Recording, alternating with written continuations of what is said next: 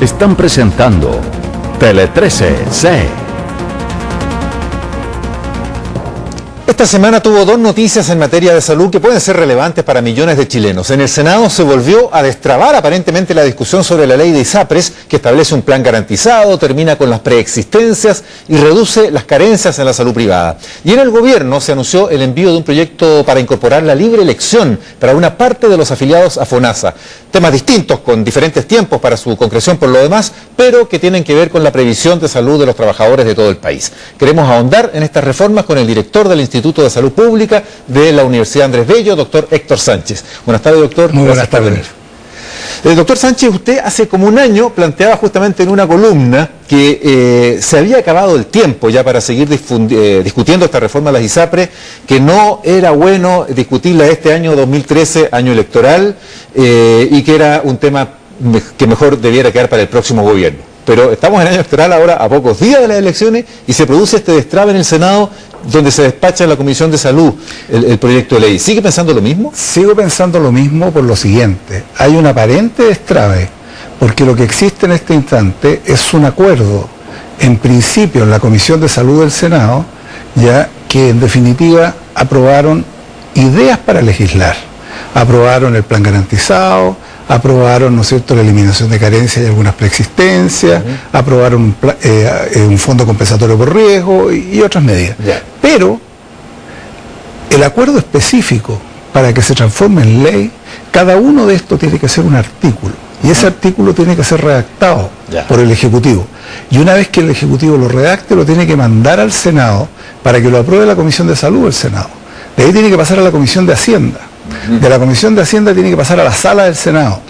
De la Sala del Senado tiene que pasar a la Cámara de Diputados. A la Cámara, porque ya va a ser otro proyecto que el inicial. Y por lo tanto, en estricto rigor, yo sostengo de que efectivamente se acabó el tiempo.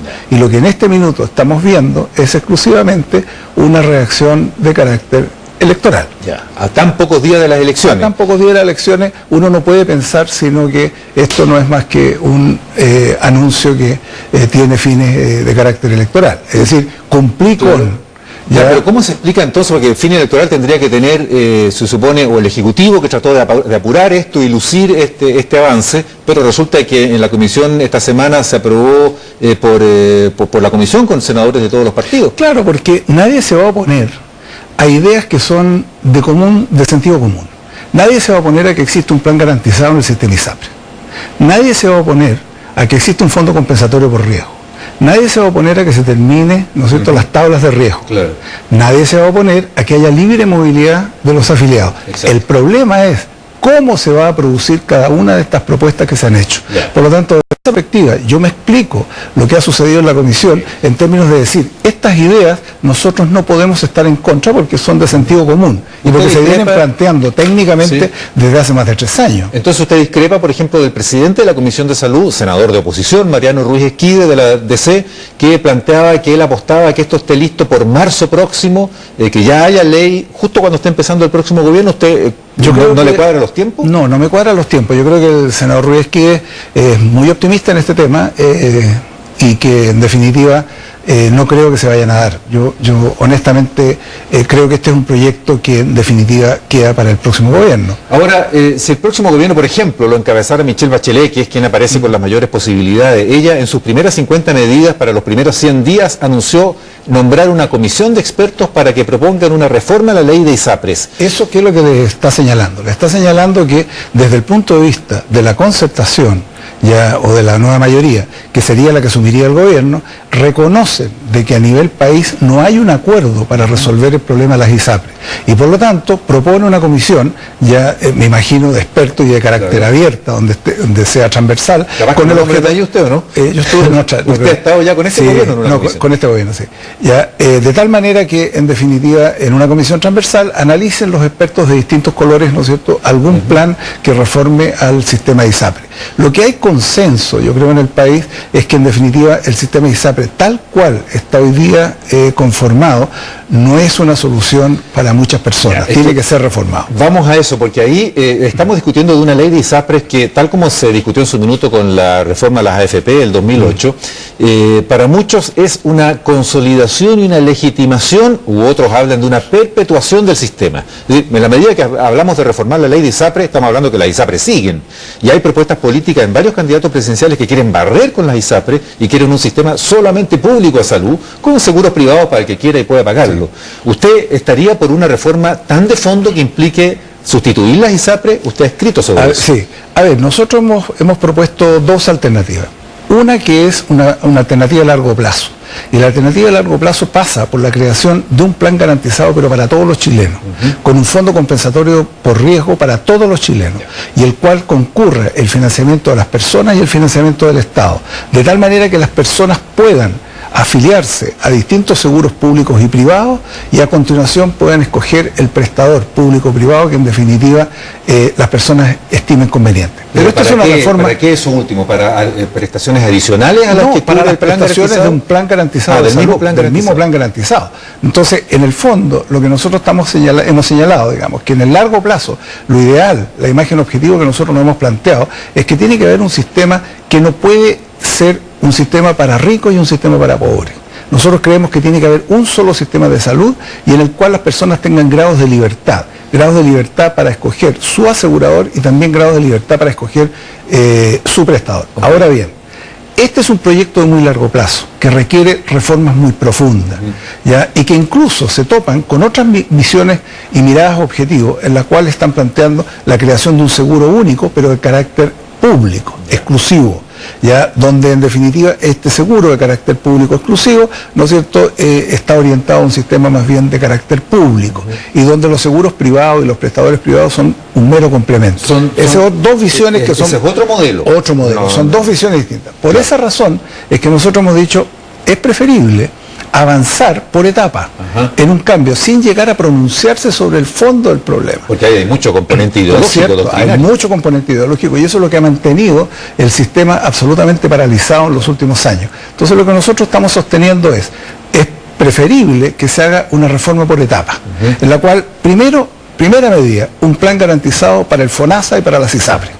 Segunda medida, ¿no es cierto?, que las ISAPRES funcionen con un fondo compensatorio por riesgo inter-ISAPRES y que tengan libre movilidad y que la lógica de funcionamiento de las ISAPRES sea la misma que el FONASA. Tercero, que en definitiva las personas se puedan mover libremente entre las ISAPRES y FONASA con un marco regulatorio. Y finalmente, ¿no es cierto?, donde la fijación de precios también esté claramente definida por grupos de expertos, que no esté definida como es hoy día, en que cada ISAPRE fija sus precios, ¿ya? Y donde los contratos, ¿no es cierto?, sean de carácter vitalicio y estén claramente establecidos los mecanismos de ajuste de precios. Con lo cual nosotros decimos, en ese escenario, tenemos dos tipos de seguros, público y privado, que entrarían a jugar con las mismas reglas del juego. Y si entran a jugar con las mismas reglas del juego, la definición que el país tome en algunos años más va a tener una base empírica, va a responder a cuál ha sido la experiencia tanto del FONASA o las ISAPRES o como se llamen. Nosotros creemos que las ISAPRES, como están, debieran desaparecer. Esa es nuestra postura. Y debieran crearse empresas de la seguridad social solidarias, que en definitiva son diferentes a lo que son hoy día las ISAPRES. Pero usted no postula de ninguna forma entonces una revolución drástica e inmediata en esa dirección. Esa es la gradualidad que propone para llegar a eso. Una gradualidad. Si no hay una gradualidad, vamos a quedar paralizados y vamos a quedar en las discusiones que son de carácter ideológico, que es las que hemos estado durante muchos años. Ahora, el problema es que ahora tenemos ISAPRE, hay un mercado, hay propiedad privada, hay inversiones, ahí también es difícil pensar en mecanismos también que algunos pueden ver como expropiatorios, ¿no es cierto? Y por otra parte hay un proyecto que es lo que hay. ¿Qué se hace con este proyecto? ¿Lo que usted está planteando implica sustituir ese proyecto ahora o sobre la base del proyecto que está en discusión, que estamos comentando esta semana, se puede construir lo que usted plantea? Yo creo que va a tener que ser un nuevo proyecto. Esa es mi impresión. O sea, yo creo que este proyecto le queda corto a lo que en definitiva se requiere hacer al sistema de salud. Y por lo tanto, me da la impresión de que debiera haber producto del trabajo que esa comisión establezca, algún camino que se vaya a tomar. Pero yo lo que sí estoy seguro, que ningún camino que se tome va a ser un camino definitivo, ya donde se imponga alguna de las visiones de largo plazo. Eso es prácticamente imposible. Llevar a un sistema público, por ejemplo, financiado con impuestos generales, significa cambiar el sistema tributario del país. Claro. Llevar a un fondo único de salud significa, ¿no es cierto?, eliminar de un viaje todas las ISAPRES. Dejar las ISAPRES tal como están no son viables, con lo cual es necesario hacer seguros de segundo piso, ya tal como nosotros lo planteamos como propuesta a largo plazo, tampoco genera consenso. Por lo tanto, desde esa perspectiva es preferible avanzar por etapas. ¿Por qué no avanzamos por etapas que vamos resolviendo el problema? ¿Este proyecto no puede ser una etapa inicial previa ya que hay avance y como estamos viendo de todos modos hay votos en el Parlamento parece para ir aprobando? Lo que pasa es que no hay proyecto, hay idea. Este proyecto de acuerdo, comillas, sí, es un proyecto de acuerdo que se llama ad referéndum. De acuerdo. Es decir, estamos de acuerdo en las ideas. Claro, pero esas ideas se supone que pueden tomar forma de proyecto en pocas semanas. Todas las ideas que están ahí, más otras ideas que andan dando vuelta, podrían incorporarse a un proyecto de ley. Ya. Pero, por ejemplo, una de las ideas de fondo que tiene que estar, a mi juicio, en un proyecto de ley de ISAPRE, es que en definitiva se reemplacen las ISAPRE por empresas de la seguridad social que funcionen con lógicas diferentes. ¿Y eso ya tendría que estar en un proyecto inicial? A mi juicio es básico, porque si no funcionan de esa forma, ¿no es cierto?, van a seguir las políticas de descreme, ya van a seguir las políticas, ¿no es cierto?, de selección de riesgo. ¿Cuál es el argumento para eso, doctor? Porque usted planteaba en algún tiempo atrás, en alguna columna que estaba leyendo, que las ISAPRES van a ser sumamente reactivas a cualquier reforma que se proponga en esta dirección. Obviamente, porque se le empieza a desaparecer el negocio, o ven la perspectiva de que les desaparezca el negocio. Claro. ¿Cuál es la visión ahí? ¿Que es imposible hacer una reforma con las ISAPRES? Yo creo que es posible hacer una reforma con todos los actores del sector privado.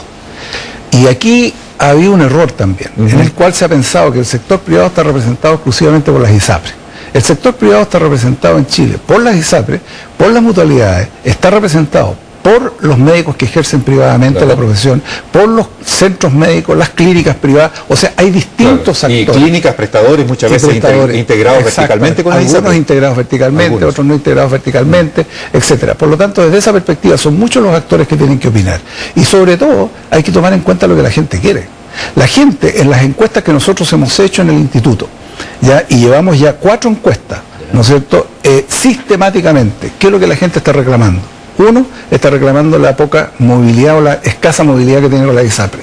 2, que le traspasan todos los costos a precio. 3, que en definitiva la tabla de factores de riesgo no están dispuestos a aceptarla.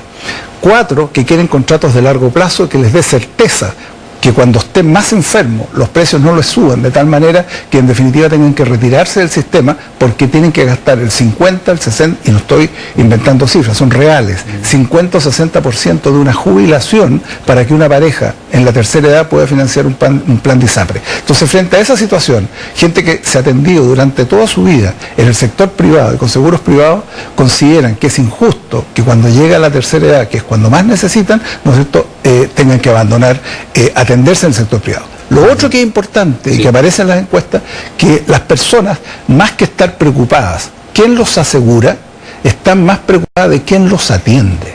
Por lo tanto, desde esa perspectiva, lo que dice la población cuando les preguntamos, ya en estas encuestas y construimos indicadores, ya nos dicen claramente, nosotros lo que queremos es seguir atendiéndonos en el sector privado. Queremos seguir atendiéndonos. Obviamente es demasiada la diferencia con el sector público. Es muy grande la diferencia hoy día, y yo creo que si el sector público avanzara en forma muy decidida, cambiara sus modelos de gestión, aumentara la calidad de los servicios, pero con mucha plata de por medio. Mucha plata de por medio, que se va a demorar muchos años, yo creo que si eso llega a pasar, la gente puede entrar a cambiar de opinión. Pero hoy día, en la situación tal como la conocemos, la gente quiere seguirse atendiendo el sector privado. La prueba mayor, ¿sabe cuál es? Que la gente que se ha cambiado al FONASA y que se ha ido de las ISAPRES, cerca de 1 millón de personas, se sigue atendiendo en el sector privado. Claro. Y esa es una de las razones por las cuales la libre elección ha crecido tanto en los últimos años. Bueno, un fenómeno que no tiene salida pronta, entonces, no, doctor, usted nos ha planteado ahí un escenario mucho más de reforma más fundamental que lo que se está discutiendo ahora. Queremos agradecerle, tema pendiente y abierto entonces. Muy bien, muchas gracias a usted.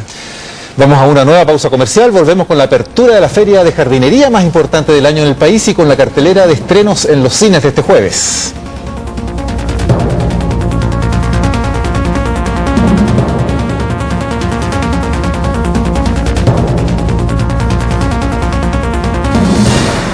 programas de magíster y diplomados académicos de Universidad Santo